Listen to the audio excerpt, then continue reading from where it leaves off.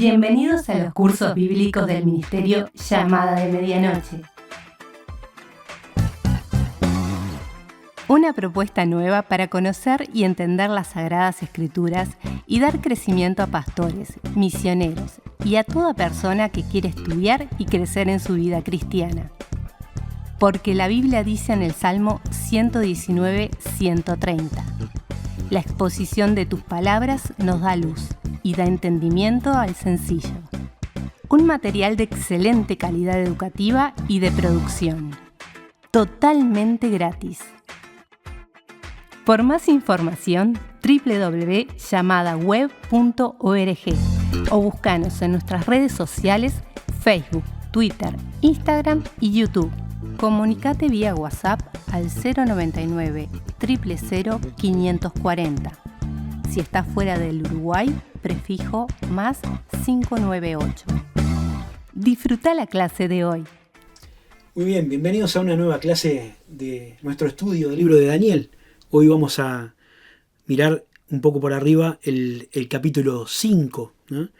El penúltimo de esta primera parte, donde se nos cuentan las vivencias de Daniel, y después del 6 al 12 vamos a ver la parte que tiene que ver con las visiones de Daniel, con la parte profética. Esta historia transcurre unos 23 años después de la muerte de Nabucodonosor, que había reinado como 43 años al frente del imperio babilónico. Y es una historia que cuenta un poco el final del reino de Babilonia y el ascenso de Media y de Persia, tal como se había anunciado en aquel sueño de la imagen que Dios le había revelado a Nabucodonosor en el capítulo 2. Así que estamos a punto de ser testigos del primer cambio de gobierno, ¿no? Del paso de la cabeza de oro a la segunda parte de la imagen representada por el pecho y los brazos de plata. Y en cuanto al ilustrativo, como dice acá en el manual, página 42, vamos a pensar en un sistema irreverente, ¿no? Mirar distante en un sistema irreverente. El sistema de Babilonia, que lo estamos comparando con lo que pasa en nuestro tiempo presente y la forma en cómo cristianos nos conducimos, comenzó intentando imponer su autoridad y delante de aquellos jóvenes para tratar de disolver lo que ellos eran, ¿no? Que se olvidaran de su pasado, que se olvidaran de su identidad, que se olvidaran de quiénes eran, de cómo se llamaban, de qué Dios adoraban. Trató de cambiarles todo, para absorberlos. Y después vimos que intentaron avasallarlos en el capítulo 3, ¿no? Intentaron totalmente aplastarlos para que, si hacían otra cosa distinta a la que el sistema decía, fueran muertos. Ahora, de ninguna de esas dos maneras lograron quebrar la rebeldía, las convicciones de estos jóvenes judíos que habían desde el minuto 1 propuesto en su corazón no contaminarse ni deshonrar a Dios. Ahora llegamos al final de la historia del reino de Babilonia, ¿no? Ya no reina Nabucodonosor, reina Nabónido, aunque Nabónido había dejado su lugar, no se sabe bien, pero hay registros históricos de que este rey estaba retirado en la capital y había dejado al frente del reino a Belsasar, que es el personaje que aparece en el capítulo 5. Y vamos a ver que Belsasar era una persona que no estaba a la altura de lo que sus antepasados habían hecho, ¿no? El reino de Babilonia estaba en decadencia, como dice la primera parte, ¿no? Un reino decadente. Belsasar fue el que llevó al reino de Babilonia a su etapa de decadencia final, ¿no? Y esto lo podemos ver en este capítulo de una manera muy clara, porque mientras los enemigos de Babilonia estaban a las puertas del palacio, de la ciudad, este hombre estaba haciendo una fiesta descomunal para 1000 de sus príncipes, dice el texto, ¿no? Por lo que vemos en el contexto del capítulo, que esa noche en el que pasan los acontecimientos, la ciudad fue tomada, el palacio fue tomado. Quiere decir que los enemigos ya estaban ahí, pero en vez de él estar preocupado por la situación de la ciudad, por la defensa, o por ver cómo marchaba la cosa, estaba preocupado por emborracharse y por pasarla bien con un grupo de amigotes. Ahí se nos dice en los primeros versículos del capítulo. Así que acá ya vemos una de las características de este sistema, que es un sistema irreverente y decadente. Un sistema que se preocupa solamente por el placer, ¿no? Por el hedonismo, como se le llama, por evitar el dolor y por disfrutar. Lo demás no importa nada, ¿no? Y es interesante pensar en cómo se ve esta situación en el mundo, ¿no? La gente quiere preocuparse por las cosas del corto plazo y disfrutar en el corto plazo y evitar el dolor en el corto plazo. Y bueno, después verá de qué manera se las arregla más adelante. Pero ya no hay la actitud que otras generaciones tenían del sacrificio, de la proyección, del trabajar para cosechar los frutos, del esfuerzo, ¿no? Es una sociedad hedonista, ¿no? Basada en el placer, preocupada por el placer. Y esto es lo que pasaba en el tiempo de Belsasar. Estaba preocupado por disfrutar, por tomar, por divertirse, y hacía la vista gorda, ignoraba voluntariamente lo que estaba pasando muy cerquita de él y los problemas que iba a traer. Otro rasgo característico del sistema es la sensación de paz y seguridad que tienen, ¿no? Un poco reflejado en ese exceso de confianza que Belsasar tenía por la guardia del palacio o por las fortificaciones de la ciudad o por el hecho de que tenían bienes acumulados para resistir mucho tiempo. Pensaba que no le iba a pasar nada y que estaba muy lejos de que pudiera pasar algo. Y la Biblia nos enseña que esa misma sensación de paz y seguridad es la que el sistema del mundo va a tener al final de la historia cuando el Señor Jesucristo venga a establecer su reino. Como dice en 1 Tesalonicenses capítulo 5, cuando digan paz y seguridad, entonces vendrá sobre ellos la destrucción repentina. En ese contexto de relajo, de algarabía, de fiesta, ocurre lo que vamos a leer, ¿no? Embriagado de vino y de orgullo, Belsasar suma la responsabilidad a la irreverencia y mandó que trajesen los vasos de oro y de plata que Nabucodonosor, su padre, había traído del templo de Jerusalén. Es interesante, o vale la pena recordar que cuando la Biblia habla en el Antiguo Testamento, sobre todo de alguien, del padre de alguien, no necesariamente se está refiriendo al progenitor directo, sino que padre es una referencia a un antepasado. Nabucodonosor no era el padre biológico de Belsasar, ¿no? Pero sí era un ascendiente y era lo que estaba haciendo referencia acá. Nabucodonosor había hecho traer, ¿se acuerdan como vimos? Todos los tesoros, los vasos de oro, todos los utensilios sagrados del templo en Jerusalén, y estaban ahí en Babilonia, en su palacio. Ahora este rey los quiso usar para su fiesta y para tomar vino en esos vasos sagrados del templo de Jerusalén. Y dice acá en el manual, la decadencia comienza con la pérdida o la tergiversación de los valores morales y conduce indefectiblemente a la blasfemia contra Dios. Es algo que podemos ver fácilmente en nuestro mundo de hoy.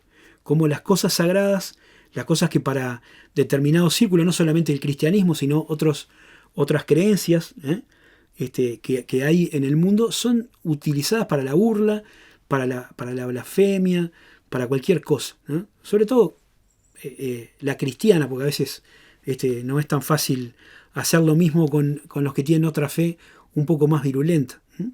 Como a veces pasa, ¿no? Pero para el sistema es muy fácil burlarse de los cristianos, hacer chistes, todo tipo de cosas que sabemos bien que son formas de ofender o de blasfemar a Dios. Y parece que no pasa nada. Y Dios es de esa manera blasfemado. Pero acá Belsasar utiliza los vasos que había traído Nabucodonosor para menospreciar y ridiculizar todo lo que para los israelitas era santo, y usar los vasos sagrados del templo para emborracharse y para celebrar un culto que estaba orientado a dioses de plata, de oro, de barro, dice ahí, todos dioses falsos. ¿Qué fue lo que pasó? Bueno, Dios respondió a la afrenta. Dios dice que en ese momento, en el mismo momento, apareció una mano sin cuerpo, solo los dedos que empezaron a escribir en el encalado de la pared, es decir, en una parte blanca visible, ¿no? Apareció una mano que empezó a escribir unas palabras que nadie era capaz de descifrar. Ahí cambió totalmente el ambiente de la fiesta. Ya no había ese ambiente de algarabía, de chiste, de burla, de risa cómplice. Estamos tomando en los vasos del Dios de Israel. Todo el mundo quedó en silencio y la descripción del temor es muy gráfica. Dice, sobre todo de Belsasar. Dice, palideció Belsasar y sus pensamientos lo turbaron y se debilitaron sus lomos y sus rodillas daban una contra la otra. Parece la descripción de alguien asustado en los dibujitos, que estaba temblando tanto que las rodillas le pegaban una contra la otra. Y así también es la sociedad decadente, ¿no? La sociedad decadente se burla de todo, pero la sociedad decadente es frágil, ¿no? Es inestable, enseguida se desespera, enseguida colapsa. Y este Belsasar, que era muy guapo, mandando traer los vasos, despreciando todo lo sagrado, ahora lo único que puede hacer es gritar, llorar, llamar personas, no sabía para qué lado agarrar, a tal punto que llega la reina madre, seguramente su madre, para poder poner un poco de calma y tratar de solucionar la situación, ¿no? Toda la sabiduría humana, todos los que sabían supuestamente algo, otra vez fueron convocados y otra vez se fueron con las manos vacías, ¿no? Este grupo pobre pierde por goleada. Cada vez que le toca interpretar algo, que es llamado para interpretar algo misterioso, no tienen solución. La sabiduría humana no tiene solución para los problemas de la humanidad. Y acá, termina esta situación sin saber cómo resolver lo que estaba pasando. Parte 2, un mensaje terminante de los versículos 10 al 28. Así que, como vemos, dice ahí que llega la reina.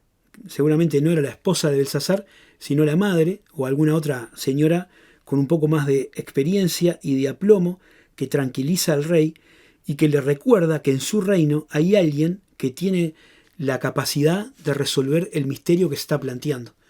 En tu reino, dice, hay alguien que puede dar la solución al problema, ¿no? Versículo 11 dice, en tu reino hay un hombre en el cual mora el espíritu de los dioses santos, y en los días de tu padre se halló en él luz e inteligencia y sabiduría como sabiduría de dioses, al que el rey Nabucodonosor, tu padre o rey, constituyó jefe sobre todos los magos, astrólogos y caldeos y adivinos, por cuanto en él fue hallado mayor espíritu y ciencia y entendimiento para interpretar sueños y descifrar enigmas y resolver dudas, ¿no? Esto es en Daniel, al cual el rey puso por nombre Belsasar. Llámese pues ahora a Daniel y él dará la interpretación, ¿no? Así que esta mujer le dice, mira, todo esto que trajiste ninguno te va a dar la solución, pero hay alguien que puede, ¿no? Hay un hombre que Nabucodonosor, tu padre, trajo, ya hacía varias décadas, como 80 años que esto había pasado, ¿no? Que Daniel vivía en Babilonia. Como decíamos en la clase pasada, todavía seguía llamándose Daniel y la gente lo conocía como Daniel, aunque también sabía que se le había puesto otro nombre, pero seguía siendo Daniel. Este hombre, dice, en este hombre mora el espíritu de los dioses. Tu padre, Nabucodonosor, lo había puesto sobre todos los adivinos, era el jefe de los sabios. Evidentemente ya no ocupaba esa posición y probablemente era consultado muy poco o nada. Sin embargo, frente a esta situación, otra vez recurrieron a este Daniel, ¿no? El que con la asistencia del espíritu de los dioses, del Dios de Israel, podría resolver los misterios. Así que Daniel fue traído a su presencia.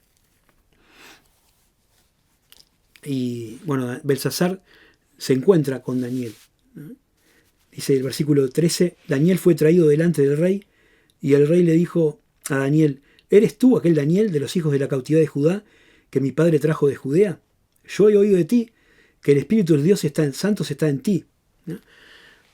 Pienso que la presencia de Daniel no era de repente lo que esperaba Nabucodonosor. Eres tú, ¿no? Me dijeron, bueno, trae a Daniel y le dice, bueno, vos sos el que va a solucionar los problemas. Ya un anciano, ¿no?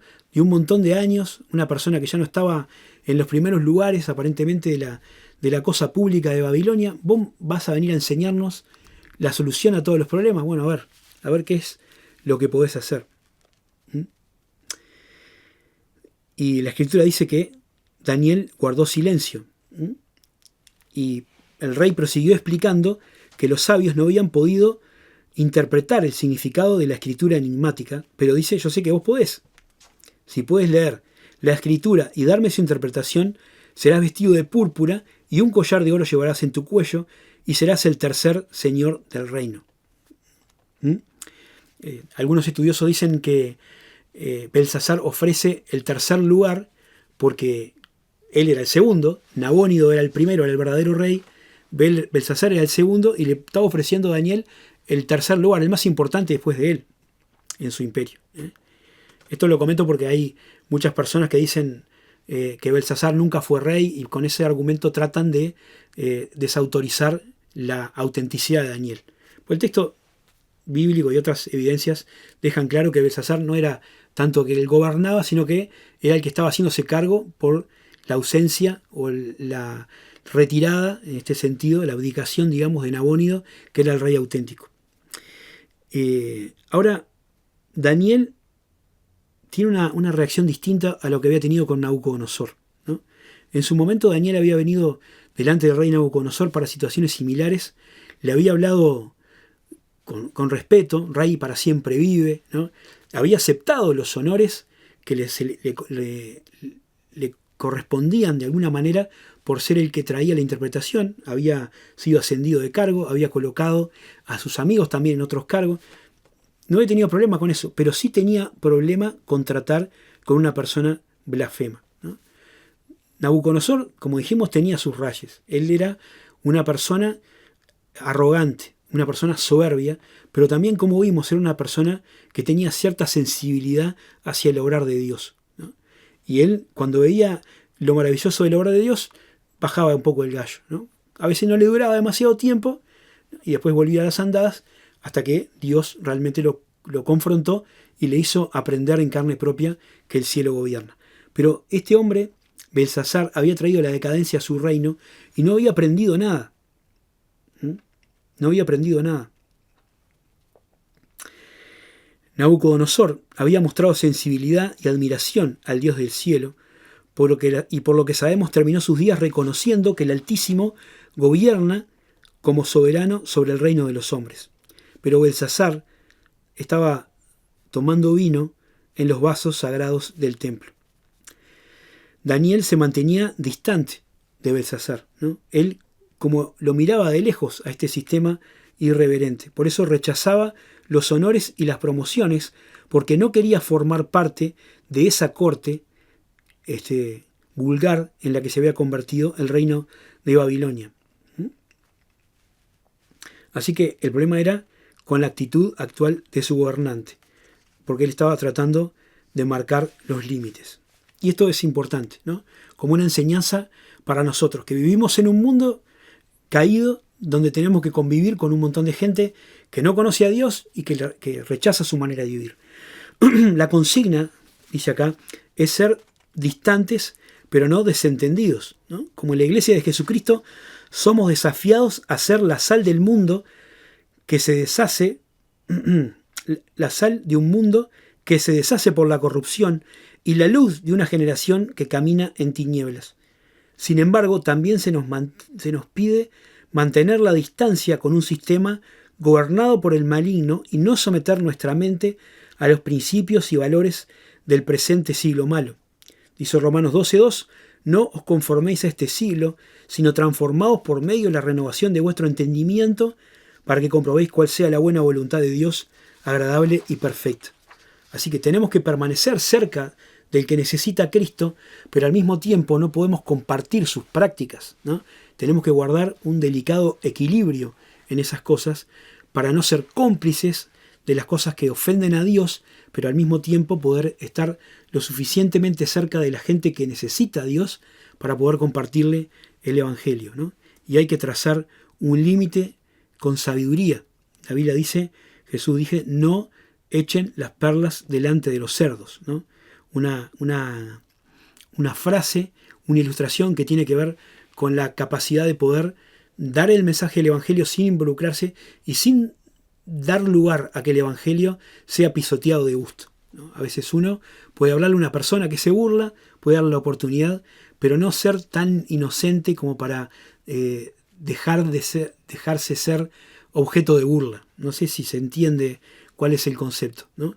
La idea es que uno pueda comunicar el Evangelio, pero no prestarse a ser el juguete de la gente que no conoce a Dios, como tuvo que experimentar Sansón cuando le desobedeció, ¿no? Nuestra misión es transmitir el mensaje del Evangelio con fidelidad y marcar la cancha, ¿no? Para no participar de los pecados ajenos, como dice la Escritura. Como hizo Daniel. Daniel vino, Daniel compartió el mensaje, pero él no quería tener nada que ver con esa gente que menospreciaba y se burlaba de Dios. Así que él empezó recordando todo eso, ¿no? Para poner en contexto las cosas. Dice, Dios tuvo con Nabucodonosor un trato especial. Le dio reino y la grandeza, la gloria y la majestad, y le dio una envidiable reputación internacional. Todos los pueblos, naciones y lenguas temblaban y temían delante de él. Era realmente un rey grande y poderoso. Sin embargo, el soberano no permitió que se volviera absolutamente arrogante, y cuando su corazón se ensoberbeció y su espíritu se endureció por el orgullo, fue depuesto del trono y despojado de su gloria. Y estuvo 7 años hasta que él reconoció que el Altísimo tiene gobierno o dominio sobre el reino de los hombres y pone en él a quien le place. Pero Belsasar, a pesar de que había sabido todo eso, no había hecho nada. Dice, pero tú no has hecho nada productivo en toda tu vida, además de ser un arrogante blasfemo, ¿no? A todo eso se le suma el agravante de que no podía alegar ignorancia. Tu hijo, dice, tú, su hijo Belsasar, no has humillado tu corazón sabiendo todo esto, sino que contra el Señor del cielo te has ensoberbecido. Así que Belsasar sabía lo que había pasado con Nabucodonosor, conocía la historia, conocía la experiencia que había pasado y sabía lo que había aprendido también su antepasado, pero él, sabiendo todo eso, no había tomado cuenta de eso, no lo había aprendido y no lo había puesto en práctica, y eso constituye un agravante. Nabucodonosor tenía razones, si se quiere, para agrandarse, porque realmente había sido él la cabeza de oro y el que había llevado el reino de Babilonia a su apogeo, ¿no? Porque Dios se lo había permitido. Pero él, este hombre, no había hecho nada, ¿no? Y encima se burlaba de todo y se burlaba de Dios y menospreciaba lo que estaba pasando. Y sabiendo las cosas, tampoco había tomado consejo. Belsasar había tenido oportunidad de observar la terrible experiencia de su abuelo, pero no había aprendido nada, ¿no? Así que la actitud de usar los vasos sagrados para adorar ídolos mudos fue lo que puso límite a su reino, a ese desafío a Dios que estaba lanzando, capaz que ni siquiera sabiéndolo. El mensaje trazado por la mano venía del trono del Dios soberano. Consiste en solo 3 palabras, pero son terminantes. La escritura decía Mene, Tekel, Uparsin. Esta es la interpretación. Mene quiere decir contó Dios tu reino y le ha puesto fin. Tekel dice pesado ha sido en balanza y fuiste hallado falto. Peres, tu reino ha sido roto y dado a los medos y los persas.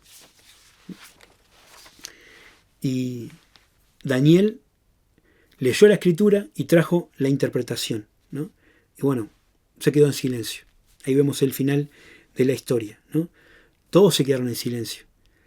Belsasar estaba atónico, ¿no? Todo el desenfreno, la alegría del vino, la borrachera se le pasó de inmediato, ¿sí? Y ahora lo único que le quedaba por decir era que se le diera a Daniel el trato prometido, ese trato que Daniel había desechado de antemano, ¿sí? Y dice la escritura que bueno, de todas formas Daniel fue vestido de púrpura, le colocaron el collar y le proclamaron el tercer señor del reino, ¿no? Como para cumplir con lo que había dicho el rey Belsasar, pero todo eso era una triste pantomima porque en realidad el reino de Belsasar terminaba esa misma noche. Dice, la misma noche fue muerto Belsasar, rey de los caldeos, y Darío de Media tomó el reino, siendo de 62 años, ¿no? Belsasar había desafiado a Dios y Dios le había respondido. Horrenda cosa es caer en las manos del Dios vivo. Y qué tremendo eso, ¿no? Porque el mundo en el que vivimos vive en este desenfreno de pecado y de desobediencia a Dios y en esta ofensa especialmente agravada contra Dios, ¿no? Tomando para la chacota todas las cosas que son sagradas para Dios, ¿no? Y que son sagradas para nosotros. Y parece que no pasa nada, pero la Biblia nos enseña que todo lo que el hombre siembra, eso también va a cosechar. Proverbios 16-18 dice, antes del quebrantamiento es la soberbia y antes de la caída la altivez de espíritu, ¿no? Así que todo aquello que parece grande, que parece poderoso, que parece fuerte y que se lleva en el mundo por delante, el Señor un día le va a poner fin, ¿no? La famosa ley de la siembra y la cosecha que Pablo resume en Gálatas 6-7. Dios no puede ser burlado.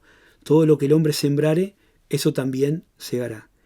El estilo de vida que promovía Belsasar es un estilo de vida similar al que se promueve hoy, donde parece que nada importa, que la consecuencia de los pecados nunca va a llegar, que Dios, si existe, mira de lejos y no se mete, y podemos hacer y decir lo que queramos. Y no es así, ¿no? Quizás la mirada desde el palacio que Nabucodonosor tenía, ¿se acuerdan en el capítulo 4? Donde solo puede verse las cosas buenas, ¿no? El disfrute, el placer, las grandes cosas que hemos alcanzado como humanidad, no van a impedir que el juicio por todo lo demás llegue sobre este mundo y sobre las personas que resistan a Dios, porque Dios no puede ser burlado, ¿no? Un día el juicio de Dios va a venir sobre la gente. Un día el Señor vendrá para leer esta misma sentencia al sistema irreverente, que desprecia a Dios y se burla de su palabra. Los reinos del mundo se unirán para luchar contra Dios y contra su ungido. Ese será el día en el que el Señor se ría, como dice el Salmo 2. La misma sentencia será leída. Mene, Tekel, Uparsin. Pero ya no para dar lugar a otro reino, sino para que se establezca el reino de Dios. Un reino que no será jamás destruido ni será dado a otro pueblo, sino que permanecerá para siempre, como dijo Daniel en la interpretación del sueño de la estatua en el capítulo 2, versículo 44. Este es un sistema irreverente, ¿no? Y nosotros tenemos que ministrar con fidelidad también en este sistema irreverente. Tenemos que mantener nuestra distancia porque no estamos en el mundo, ¿no? Estamos en el mundo, pero no formamos parte de este sistema. No somos del mundo. ¿No? Estamos en el mundo, pero no somos del mundo. Tendríamos que decirlo así, ¿eh? Estamos para anunciar las virtudes de aquel que nos llamó de las tinieblas a su luz admirable, pero no para convivir en esas tinieblas, no para practicar las obras infructuosas de los que viven en la oscuridad. La Biblia nos manda ser sobrios, ser santos y velad, ¿no? Y bueno, ahí al final hay unas pequeñas preguntas de reflexión, supongo que ya las habrán visto en el manual. Al final de cada capítulo hay alguna tarea práctica para realizar, para pensar personal o con el grupo con el que estemos estudiando y que nos pueda servir para enriquecer también nuestro estudio. Que Dios les bendiga, nos vemos en la próxima clase. Esperamos que esta clase haya sido de edificación. Recuerda que en nuestra página web www.llamadaweb.org podrás encontrar el complemento de esta clase con las notas y material extra. Busca la pestaña Cursos Bíblicos y regístrate para tener más material totalmente gratis. Gracias a todos los que ofrendan para que este material siga produciéndose.